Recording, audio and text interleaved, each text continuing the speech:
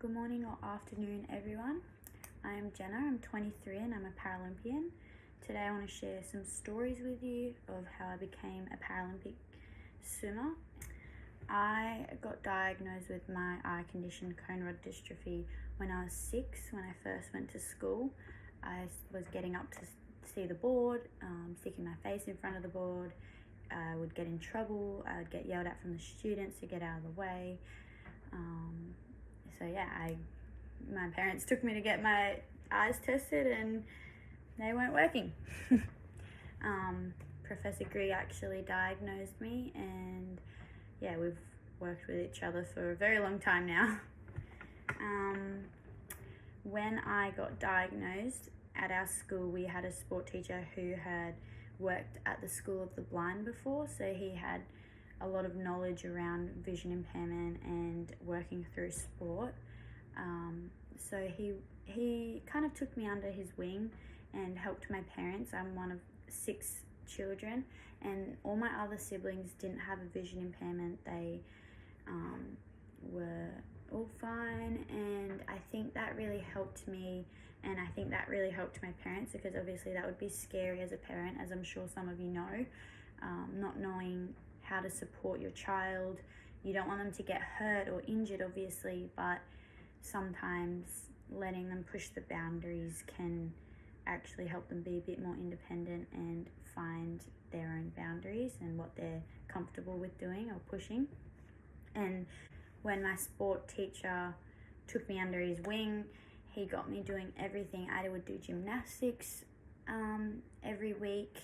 He taught me how to ski, taught me how to ride a motorbike, all different sports. It wasn't a question of, no, you can't do that. It's a question of, how can we help you to do that? How can you do that? Which I think really set me up to be quite an independent person in the rest of my life, and also be really confident in my abilities.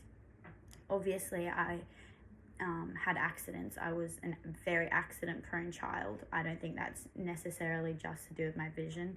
I'm a bit of a daredevil, but I definitely broke a few things.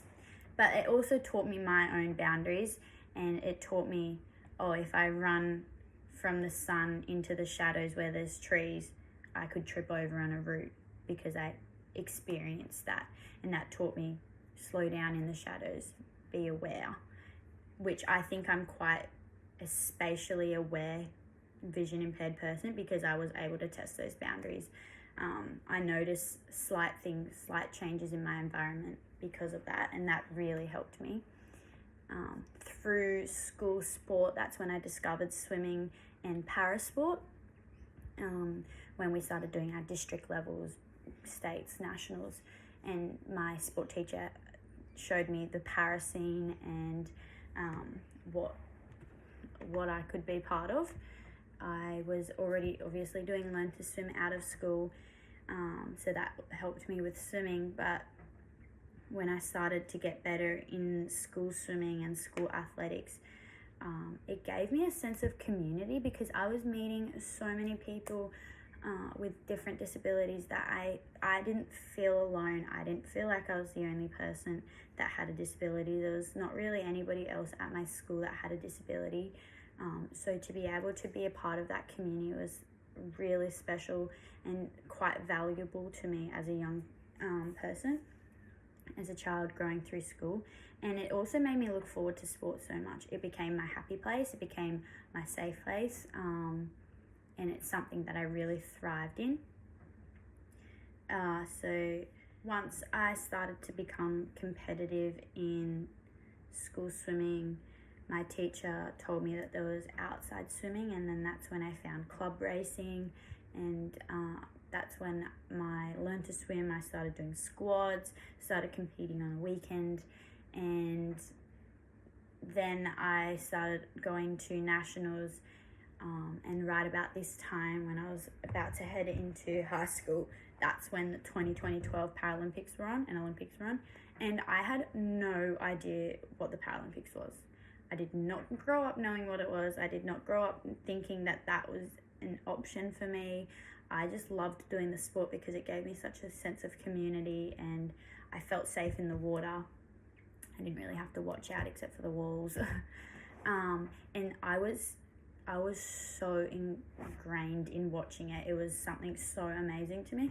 And I was like, yep, I want to go to the Paralympics. I want to do it. I don't care what for. At this time I was doing swimming and athletics. So that was when I decided I wanted to go to the Paralympics.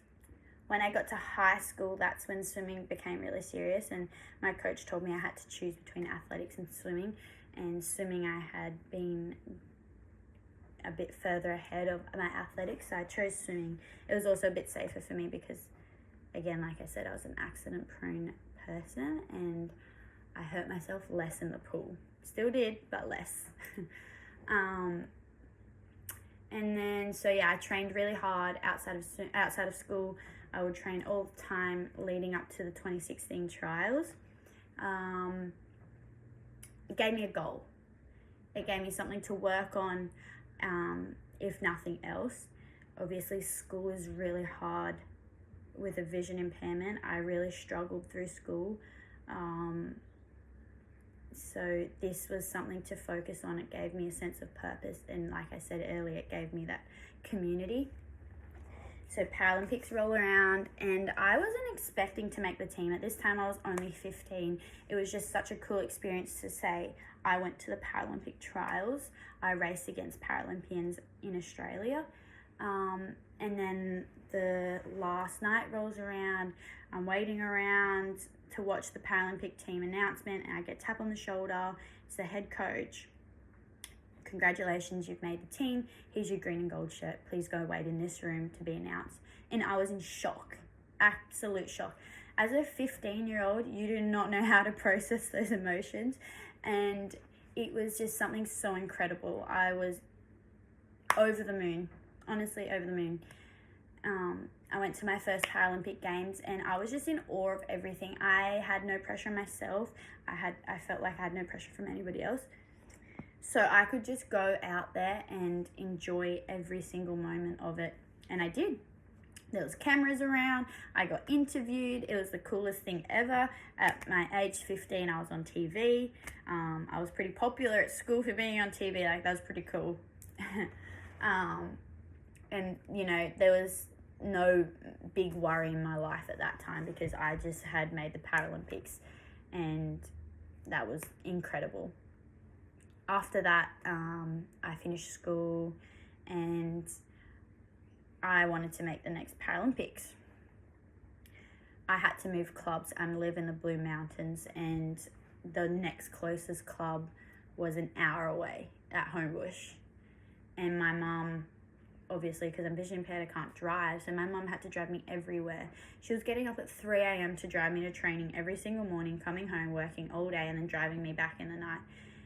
So we were leaving home at 3:45 in the morning, and she wasn't getting back in the door until 8:30 at night every single day, which I knew took a toll on her, but she was never going to say that because I am her daughter and she would do absolutely anything for me. And that's my thing. Swimming was my community, my purpose at that time. And that was starting to really take a mental toll on me. I could see how tired she was, and I felt like a burden. All my friends at training were getting their Ps. Their parents didn't have to come to the pool and drive them. And yeah, so that was playing a massive toll on my mental health as well. I was getting really down. And then the next Paralympic trials after COVID roll around, 2021 Tokyo trials, and I missed the team. That was so devastating. That was not just devastating because I missed the Paralympic Games, but I had been working for so many years to go to it. My mum had put in so much time driving me, and I felt like I had let her down. I felt like I had wasted her time, and I felt like she could have been doing so many other things with her life, spending time with her other children, my siblings, more than just driving me somewhere to train. So at that time, I was like, I have to make a decision to move out or to move somewhere where I can get to training by myself, so this is not such a burden on her. and I don't feel responsible, and also I need to make a change with my training. That was scary for multiple reasons. Yes, because I'm vision impaired, but also I had to move interstate by myself. That was the next best option for a club. I had to move to a high performance program by myself where I didn't have any family support, any friends, and I am moving out of home for the first time all at once. That was massive, but I was so confident in my abilities. I give so much credit to the way that my mum had raised me. I knew I could cook. She taught me so many lessons in how to clean. She taught me how to wash my clothes. So I knew the basics of running a house. How hard could it be? And also, I was moving to a high performance program to help my swimming. So I made the decision to move, and obviously there was a massive adjustment period.